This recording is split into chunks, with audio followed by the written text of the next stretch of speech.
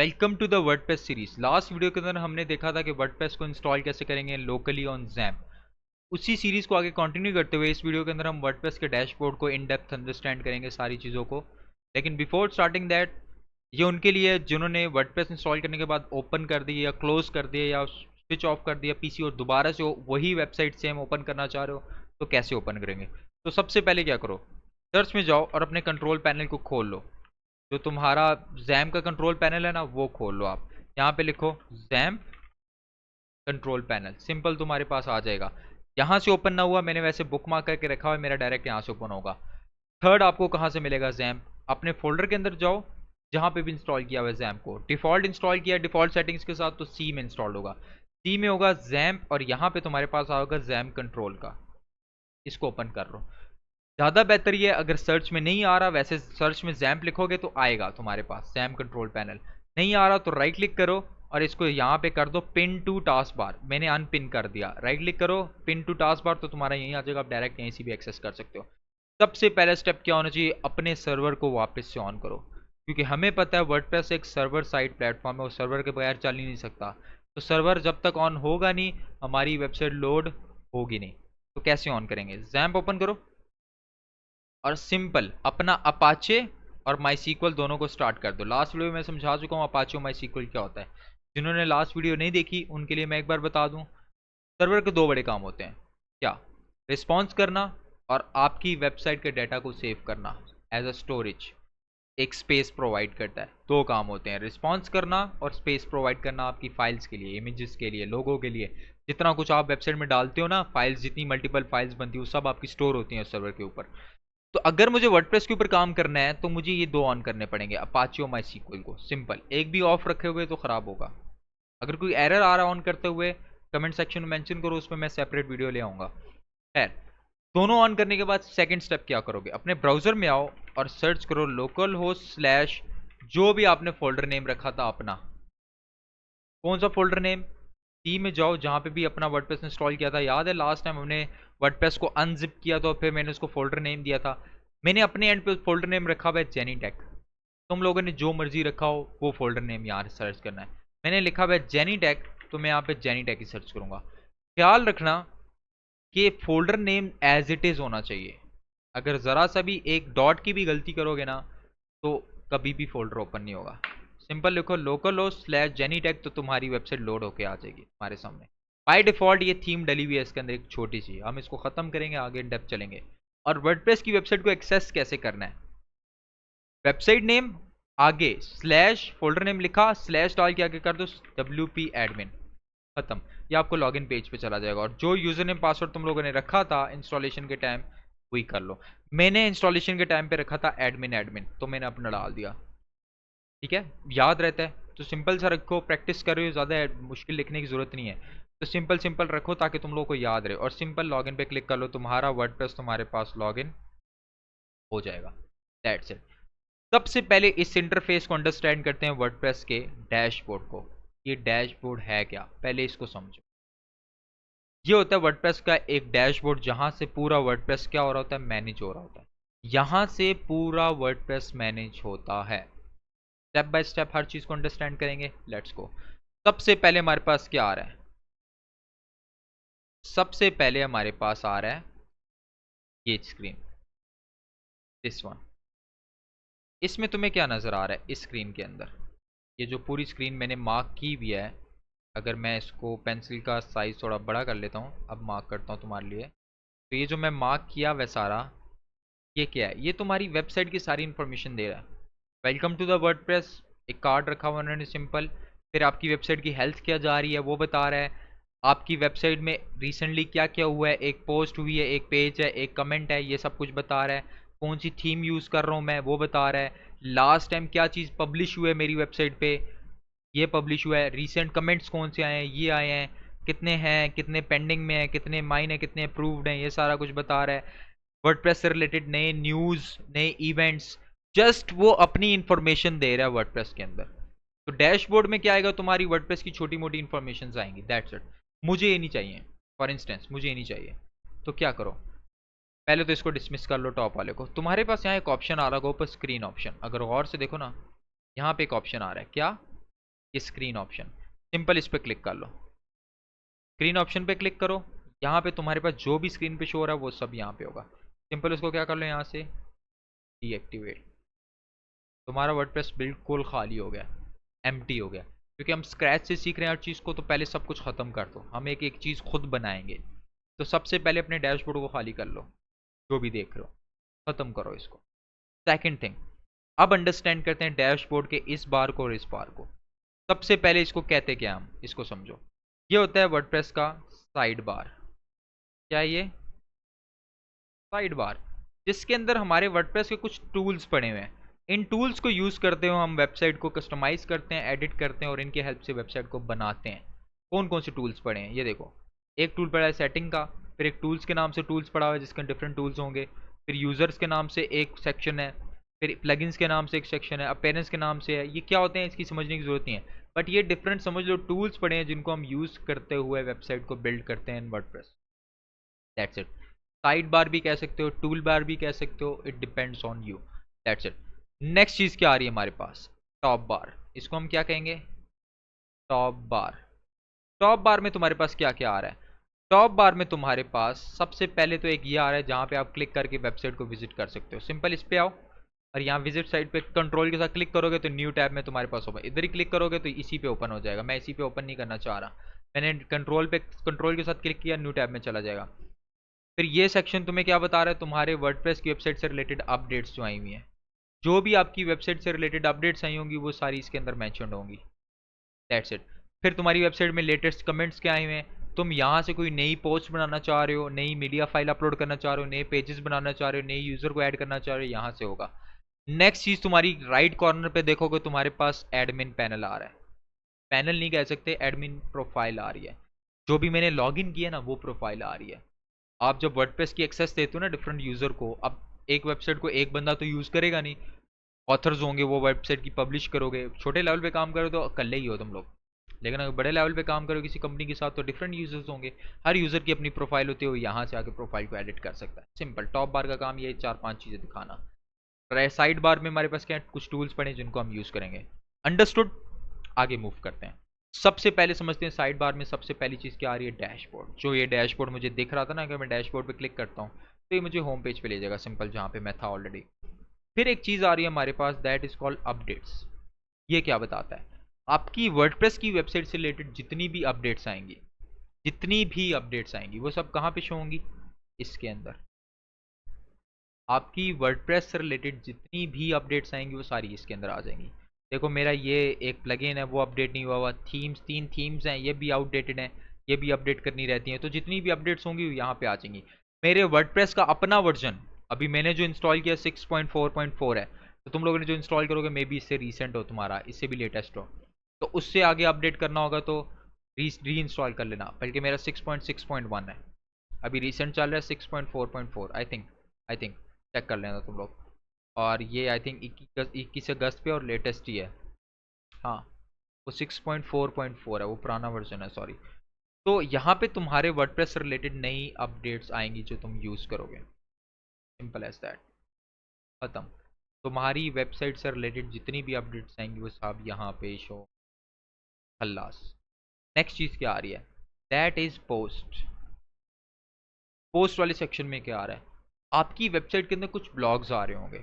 For instance मैं अगर website open करके दिखाऊं तुम लोगों को अपनी, तकरीबन हर वेबसाइट के अंदर ब्लॉग्स का सेक्शन मस्ट होता है। तकरीबन 80% के अंदर तो ज़रूर होता है, वो ब्लॉग्स का सेक्शन ज़रूर रखते हैं। ब्लॉग्स क्या होते हैं जानने की ज़रूरत ही नहीं है अभी, बस ये समझो कि एक इन्फॉर्मेटिव कंटेंट वो डालते हैं। किसी भी चीज़ की इन्फॉर्मेशन प्रोवाइड करने को इन टेक्स्ट फॉर्म हम ब्लॉग्स कहते हैं उसको, ब्लॉग्स की नज़र में उसको इन ब्लॉग्स फॉर्म में हम उसकी इन्फॉर्मेशन दे रहे होते हैं। तो लोग ब्लॉग्स लिखते हैं अपनी सर्विसेज के बारे में, अपने बिजनेस के बारे में, अपने प्रोडक्ट्स के बारे में। वो सब कहाँ पे पब्लिश होते हैं? वो सब यहाँ पे पब्लिश होते हैं। फॉर इंस्टेंस मैं अगर अपने वेबसाइट के ब्लॉग्स वाले सेक्शन में चला जाऊँ तो मेरी वेबसाइट पे भी कुछ ब्लॉग्स आ रहे हैं ना। ये सब ब्लॉग्स कहाँ से आ रहे हैं? ये सब ब्लॉग्स यहाँ से आ रहे हैं। इन डेप्थ जाएंगे, सिर्फ समझो ये डैशबोर्ड में है क्या क्या चीज़। That's it. फिर हमारे पास आ रहा है ऐड न्यू पोस्ट। यहाँ से नई पोस्ट ऐड होगी, क्लिक करो तो नई पोस्ट पे चला जाएगा। आप यहाँ से नई पोस्ट को ऐड कर सकते हो, टाइटल डालो, कैटेगरी वगैरह सेलेक्ट करो इसकी, पोस्ट में जाके कैटेगरी वाइज सेलेक्ट करो, फिलहाल जानने की जरूरत नहीं है, जस्ट ऐड न्यू पोस्ट में तुम लोग चीज़ें नहीं ऐड कर सकते हो, नए ब्लॉग्स ऐड कर सकते हो। ब्लॉग्स की कैटेगरीज को यहाँ बना सकते हो, अभी सिंगल एक ही कैटेगरी, आप मल्टीपल कैटेगरीज यहाँ के बना सकते हो। आप एक चीज़ के बारे में ब्लॉग नहीं लिख रहे, आप digital marketing, website development, graphic designing, इसके बारे में ब्लॉग लिख रहे हो, सारी कैटेगरीज यहाँ पे आएंगी। देन टैग्स आ जाती हैं। टैग्स क्या होते हैं? एक ब्लॉग की आइडेंटिफिकेशन होती है, आप उसको जितने ज़्यादा टैग्स दोगे उतनी आइडेंटिफिकेशन उसकी बढ़ती जाएगी, गूगल की नज़र में भी, इंसान की नज़र में भी, जितने ज़्यादा टैग्स होंगे। That's it, simple. फिर हमारे पास मीडिया फाइल्स आ जाती हैं। आपकी वेबसाइट की जितनी भी फाइल्स होंगी, फाइल्स से मुराद, इधर आओ, images, audio, video, documents, spreadsheets, archives, unattached, जितनी भी आप अपलोड करोगे अपने अटैच नहीं कहीं पे, और पर्सनल फाइल जो आपने अपलोड की हुई अपने लिए रखी हुई है, ये सब कहाँ पे अपलोड होंगी? All will be in the media section.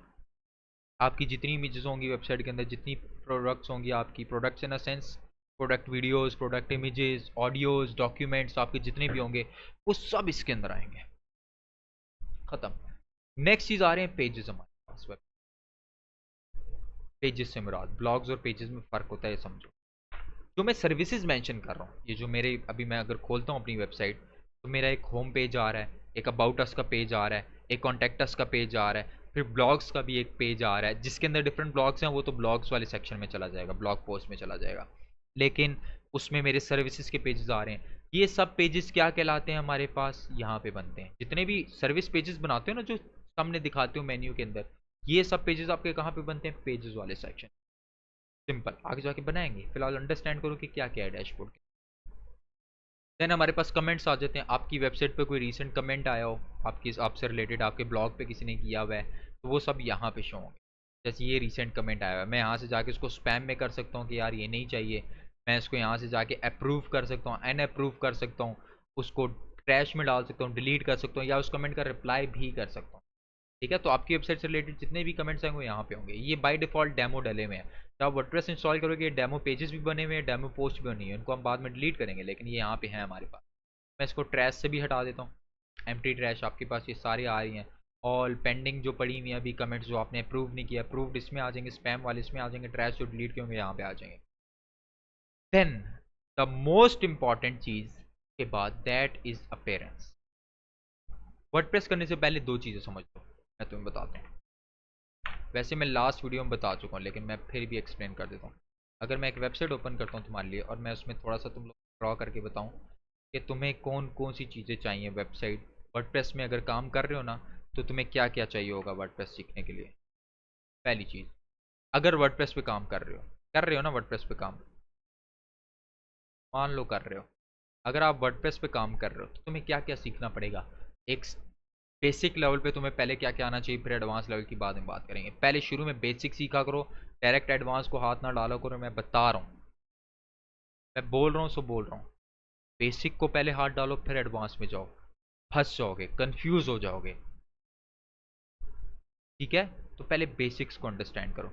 अगर मुझे वर्डप्रेस को सीखना है तो तुम्हें कुछ चीज़ें आनी चाहिए। कौन सी चीज़ें आनी चाहिए? तुम्हें थीम्स का बहुत अच्छे से आइडिया होना चाहिए। थीम्स का क्या होता है, भाड़ में जाए, फिलहाल टेंशन ना लो। तुम्हें प्लगइन्स का बहुत अच्छे से आइडिया होना चाहिए। किस चीज़ का? क्या होते हैं, भाड़ में जाए, टेंशन ना लो। तुम्हें एडिटर्स का बहुत अच्छे से आइडिया होना चाहिए। क्या होता है, ना जानो, भाड़ में जाए। फिलहाल तुम्हें इन तीन चीज़ों का पता होना चाहिए कि ये तीन चीज़ें इंपॉर्टेंट हैं। ये क्या है, इनकी टेंशन ना लो, मैं बताऊंगा, लेकिन ये तीन चीज़ें तुम्हें आनी चाहिए। पहले अंडरस्टैंड करो थीम्स क्या होती हैं। थीम्स क्या होती हैं? वेबसाइट वर्डप्रेस की इन तीनों चीज़ों से मिलकर बनती है। इन तीनों चीज़ों को मिला के एक वेबसाइट को हम बनाते हैं। थीम क्या करती है, नाम से पता चल रहा है। वेबसाइट को क्या देती है थीम? एक व्यू।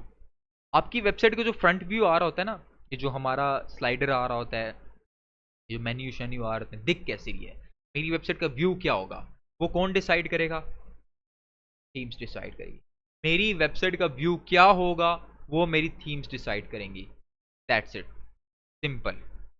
इसकी एग्जांपल दूँ तुम लोग को जनरल, जैसे हम स्कूल कॉलेज में जाते हैं, यूनिवर्सिटी में जाते हैं, तो हम कहते हैं यार आज वाइट थीम है, तो सब वाइट कलर के कपड़े पहन के आते हैं। वाइट थीम से मुराद क्या है कि हम आज दिखेंगे कैसे, आज इसकी क्या थीम होगी, तो हम उसका वही थीम रखते हैं। मैंने कहा आज रेड थीम है, मेरे ऑफिस में आज येलो कलर की थीम है, मैंगो थीम है, तो सब येलो येलो कपड़े पहन आते हैं। 14 अगस्त पे सारे ग्रीन पहन आते हैं, क्यों? उसकी थीम ही ग्रीन कलर की होती है। थीम क्या दे रही होती है? आपकी वेबसाइट का व्यू। Simple. Then the second thing is plugins. आपको प्लगइन्स का बहुत अच्छे से आइडिया होना चाहिए। प्लगइन्स क्या होते हैं समझाता हूँ। आपकी वेबसाइट में कुछ थर्ड पार्टी एप्लीकेशंस होते हैं, समझाता हूँ, टेंशन ना लो। प्लगइन्स क्या होते हैं? थर्ड पार्टी एप्लीकेशंस होती हैं जो हम यूज़ करते हैं अपनी वेबसाइट को बिल्ड करने में। क्या मतलब सर? समझाता हूँ मैं। फॉर इंस्टेंस तुम लोग मोबाइल फ़ोन लेते हो, चल तो रहा है, एंड्रॉयड है, ज़बरदस्त थीम भी है, अंदर सब कुछ वीआईपी है। अगर मोबाइल में स्नैपचैट नहीं होगा, कभी यूज़ करोगे? मैं वैसे अपने हाथ को देख रहा था, लेकिन अगर तुम्हारे मोबाइल में स्नैपचैट नहीं होगी, गेम्स नहीं होंगे, व्हाट्सएप नहीं होगा, गैलरी नहीं है तुम्हारे मोबाइल में, तुम्हारे मोबाइल में टिकटॉक नहीं है, इंस्टा नहीं है, फेसबुक नहीं है, ये सब क्या है? ये सब एप्लीकेशंस हैं कि नहीं है? कैलकुलेटर नहीं है। अगर मुझे मोबाइल को यूज़फुल बनाना है और अच्छा बनाना है, मोबाइल तो तब भी यूज़ हो रहा है, कॉल के लिए यूज़ हो रहा है कि नहीं हो रहा, लेकिन मोबाइल को और बेहतर बनाने के लिए क्या करते हो, और अच्छे यूज़ करने के लिए क्या करते हो? प्लगइन्स इंस्टॉल करते हो। प्लगइन्स नहीं, एप्स इंस्टॉल करते हो। और एप्स का दूसरा नाम क्या है? प्लगइन्स। वहाँ मोबाइल के एग्जांपल में एप्स आ गई, यहाँ पे आ गई प्लगइन्स। That's it. एक वेबसाइट के अंदर हम जब एडिशनल फंक्शनैलिटी ऐड करते हैं तो हम उसके लिए क्या इंस्टॉल करते हैं? प्लगइन्स। थीम तो आ जाएगी, व्यू आ जाएगा, मुझे अपने वेबसाइट के अंदर फॉर्म डालना है, एक कॉन्टैक्ट फॉर्म डालना है, तो कॉन्टैक्ट फॉर्म बनाने के लिए मैं एक प्लगइन इंस्टॉल कर लूँगा जो मुझे कॉन्टैक्ट फॉर्म बनाने में हेल्प करेगा। कुछ भी नहीं, ये थर्ड पार्टी एप्लीकेशंस होती हैं जो हम अपनी वेबसाइट में इंस्टॉल करते हैं जस्ट वेबसाइट को बेहतर बनाने के लिए और अच्छे फंक्शन बनाने के लिए। Simple as that. इसकी एक जनरल एग्जाम्पल मैं और दूँ, अगर मैं तुम लोग को बोलूँ कि यार एक काम करो, कुछ हिसाब करना है, मेरे साथ बैठो, मैं कुछ वैल्यूज़ बता रहा हूँ, उसको मल्टीप्लाई करो, प्लस करो, ऐड करो, डिवाइड करो, तुम लोग कर सकते हो? नहीं कर सकते? कर सकते हो। सबसे पहला काम क्या करोगे? कैलकुलेटर निकाल लोगे। मैं कहता हूँ यार बगैर कैलकुलेटर की भी हो सकता है, कर सकते हो कि नहीं कर सकते? तुम लोग कहोगे सर बगैर कैलकुलेटर कितना टाइम लेगा। कैलकुलेटर क्या है? एक थर्ड पार्टी एप्लीकेशन है जो मेरा काम आसान कर रही है। सेम प्लगइन्स क्या होते हैं? थर्ड पार्टी एप्लीकेशन होती हैं जो हम वेबसाइट में इंस्टॉल करते हैं ताकि मैं वेबसाइट बनाने में और फंक्शनल बनाने में आसानी हो जाए। Simple as that. That's it. Third चीज़ जो तुम्हें आनी चाहिए, that should be editors. Theme install कर लिया, आ गया व्यू। प्लगइन इंस्टॉल कर लिया, नई फंक्शनैलिटी ऐड कर ली, चीसी होगी वेबसाइट, और भी फॉर्म शॉर्म डाली और सेट कर लिया। लेकिन वेबसाइट को एडिट भी तो करना है ना, कि मुझे यहाँ पे नई इमेज डालनी है, चीज़ों और सेट करनी है, तो उसके लिए क्या चाहिए होते हैं आपको? एडिटर्स। That's it. तो इन स्टार्ट सबसे बेसिक और सबसे यूज होने वाला, सबसे ज़्यादा यूज होने वाला एडिटर है हमारे पास, दैट इज़ एलिमेंटर। बस समझो एक एडिटर है जिसका नाम क्या है? एलिमेंटर। हम ये बहुत यूज़ करेंगे इसके अंदर, आगे जाके और भी मल्टीपल एडिटर्स पे काम करेंगे, डब्ल्यू पी बेकरी, डीवी बिल्डर, बहुत से यूज़ करेंगे, गुटनबर्ग हो गए, क्लासिक एडिटर हो गया, सब यूज़ करेंगे, लेकिन जो सबसे हाईली यूज्ड है दैट इज़ एलिमेंटर। तो इन तीनों चीज़ों से मिलके एक वर्डप्रेस की वेबसाइट बनती है। That's it. कल तुमसे पूछे कोई, हाँ भाई मुझे बताओ वर्डप्रेस की वेबसाइट में क्या तीन चीज़ें इंपॉर्टेंट है, तुम लोग को क्या जवाब देना चाहिए? ये उठा के उसके मुंह पे मारो जाके सीधा। मारना नहीं है, जस्ट बता दो उसको कि यार थीम्स होनी चाहिए, प्लगइन्स होनी चाहिए, एडिटर्स होने चाहिए। ये तीन इंपॉर्टेंट एलिमेंट अगर वर्डप्रेस की वेबसाइट के अंदर हैं तो तुम लोग काम कर सकते हो। पता? That's it. सिंपल। तो इसकी हेल्प से हम बनाते हैं वेबसाइट को। मैं बता क्या रहा था? अपेयरेंस। अपेयरेंस में हमारे पास आ रहा था ऑप्शन थीम। अब मेरे पास कितनी थीम्स पड़ी हुई हैं? तीन। इंस्टॉल्ड एक है, ये दो फालतू में पड़ी हुई हैं, मैं इनको डिलीट करना चाह रहा हूँ। ये देखो, इसको एक्टिवेट करूंगा तो ये थीम एक्टिवेट हो जाएगी, पिछली हट जाएगी। अब वेबसाइट का व्यू देखो थोड़ा चेंज हो जाएगा, अभी ऐसी दिख रही है। मैं जैसी अगली थीम मैंने वापस इंस्टॉल की, ये 2024, जैसे ही रिफ्रेश किया वेबसाइट का व्यू पूरा बदल गया। व्यू चेंज हो रहा है कि नहीं हो रहा थीम के अकॉर्डिंग? That's it. तो मैं बाकी थीम्स डिलीट कर देता हूँ। कैसे डिलीट करोगे? Click, delete, delete, click, delete, delete. Simple. लेकिन इस थीम का एक थोड़ा सा नुकसान है 2024 का, ये हम यूज़ नहीं करते, बाय डिफ़ॉल्ट इंस्टॉल्ड होती है, जब भी आप वर्डप्रेस इंस्टॉल करोगे यही आएगी आपके सामने। 2025 में जाओगे 2025 होगी, हम 2024 में बैठे हुए हैं तो इसलिए 2024 शो हो रही है। तो हम कोई नई थीम इंस्टॉल कर लेते हैं। हम नई थीम्स कैसे इंस्टॉल करेंगे? फिलहाल ऐड न्यू थीम में जाओगे, जो सबसे टॉप पे थीम आ रही है वो इंस्टॉल कर लो, और मुझे पता है कौन सी आएगी, गेस करो कौन सी आएगी जो यूज़ करते हैं वर्डप्रेस को। हेलो एलिमेंटर सबसे हाईली यूज थीम है अभी। एस्ट्रा भी यूज़ होती है, बहुत सी थीम्स यूज़, लेकिन टॉप पे यही है। देखो सबसे टॉप पे कौन सी आ रही है?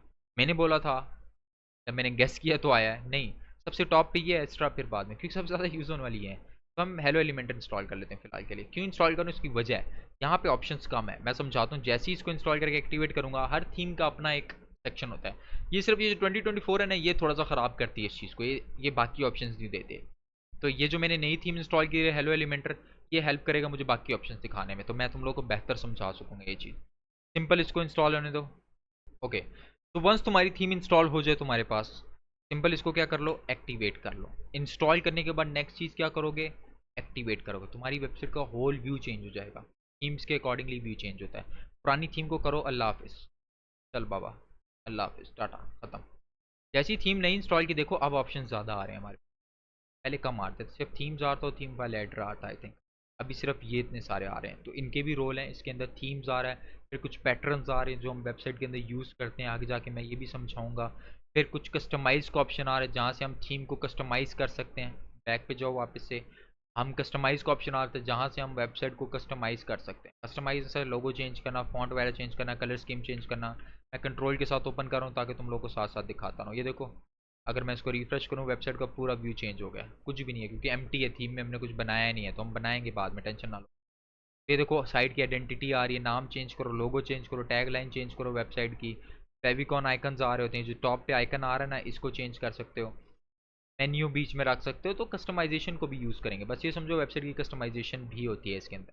और क्या क्या मेन्यू आ रहा होता है आपकी वेबसाइट का, जो मेन्यू होता है ना, अगर मैं तुम लोग को एक वेबसाइट ओपन करके दिखाऊँ, अगर ओपन भी, तो हमारी वेबसाइट में जो मेन्यू आ रहा है, home, about us, services, contact us, अक्सर तुम लोग देखते हो ना वेबसाइट में मेन्यू आ रहा होता है, होम आ रहा होता है, अबाउट अस आ रहा होता है, सर्विसेज आ रहा होता है, ब्लॉग्स आ रहा होता है।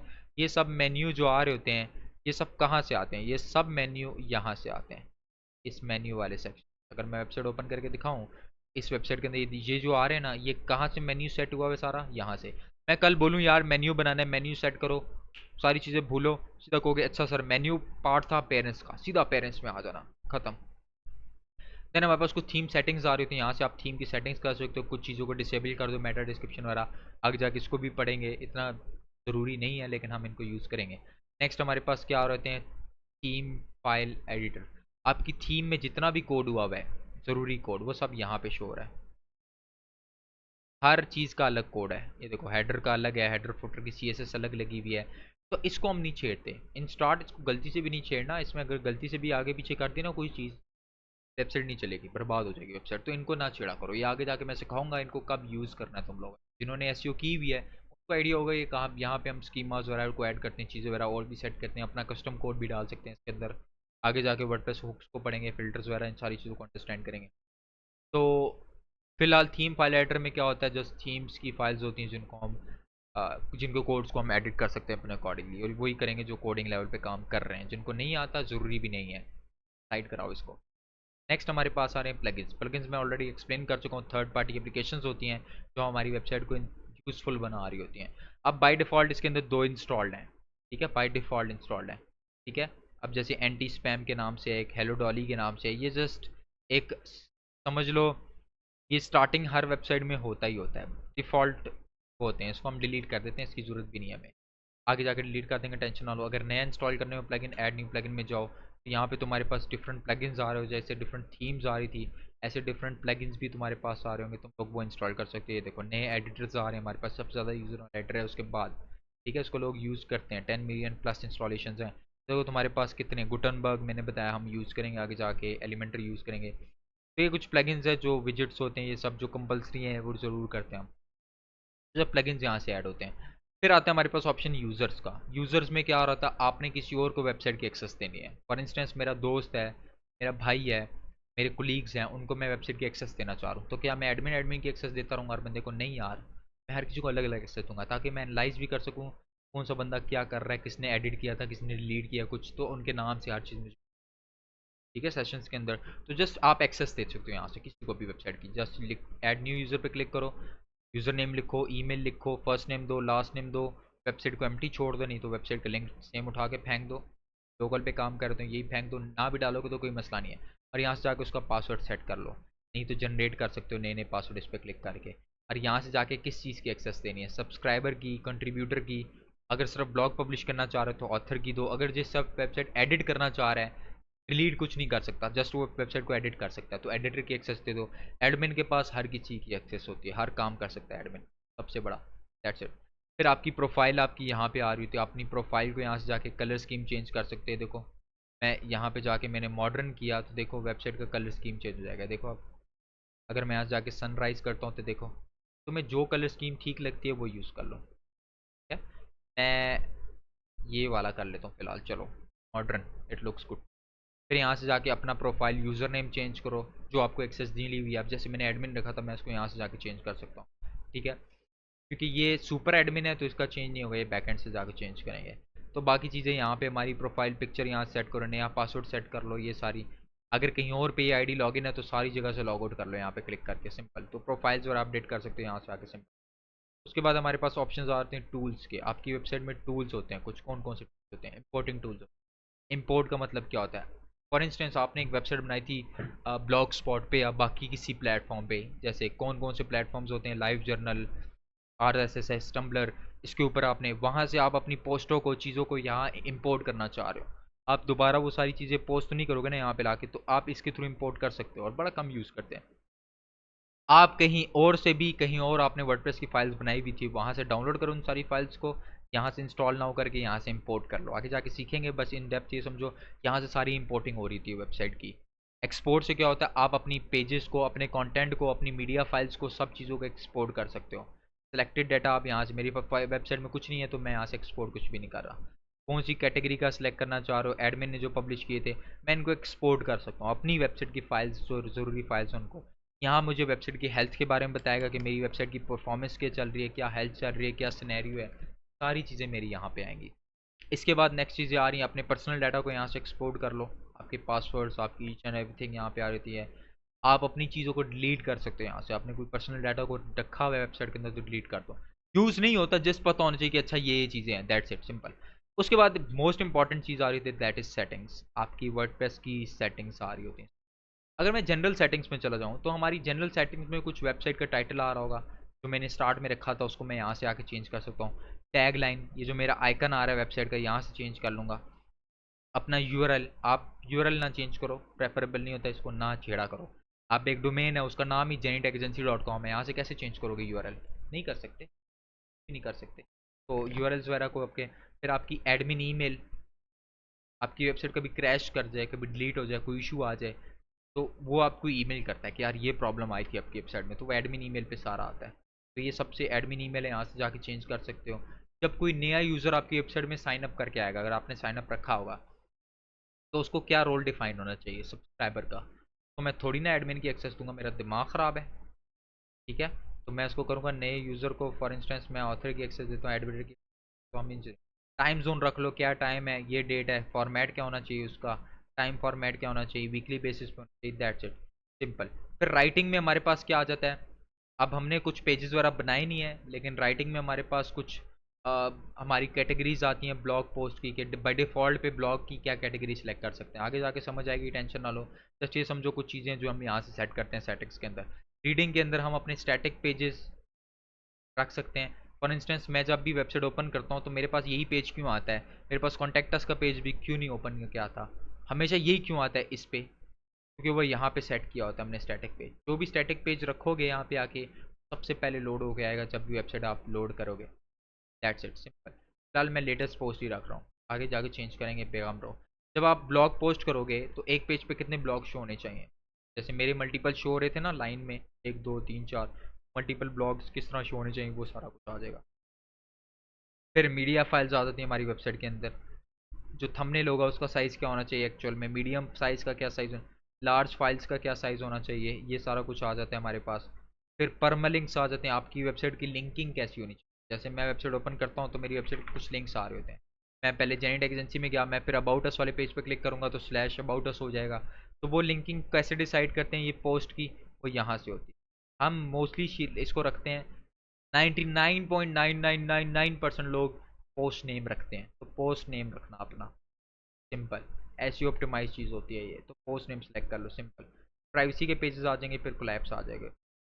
तो ये होता है हमारे पास वर्डप्रेस का डैशबोर्ड। ये तो जस्ट इंट्रोडक्टरी था कि तुम लोगों को वर्डप्रेस के डैशबोर्ड की अंडरस्टैंड। नेक्स्ट वीडियो के अंदर हम प्रॉपर वेबसाइट बनाना शुरू करेंगे, इनकम्प्लीट। हम स्टार्ट से लेके चलेंगे, एडवांस लेवल तक लेके चलेंगे। अगर कोई क्यूरी हुई रिगार्डिंग दिस, में कोई प्रॉब्लम आ रही है इसके अंदर, इसको आगे कंटिन्यू करेंगे। लेकिन कमेंट सेक्शन में मुझे कमेंट में मेंशन करोगे कोई प्रॉब्लम आ रही है, मैं ज़रूर उसका आंसर करूँगा। ज़रूरत पड़ी तो मैं उस पर सेपरेट वीडियो भी लेके आऊँगा अगर ज़्यादा प्रॉब्लम आ रही है। वीडियो पसंद आई है तो लाइक और सब्सक्राइब करो चैनल को। इसी तरह कंटेंट लेके आता रहूँगा मैं। एसईओ के रिगार्डिंग भी हम कंटेंट शेयर करते हैं इसी चैनल के ऊपर। हम लोग ग्राफिक्स से रिगार्डिंग भी करते हैं, वीडियो एडिटिंग के रिगार्डिंग भी करते हैं, वेब के रिगार्डिंग भी करते हैं। सून मोबाइल ऐप डेवलपमेंट से रिगार्डिंग भी हम स्टार्ट करेंगे। तो जो कंटेंट तुम लोगों को रिक्वायर्ड है और कोई स्पेसिफिक वीडियो चाहिए तुम लोगों को, कमेंट में मेंशन करो, मैं उस पर specifically videos record. Thank you so much.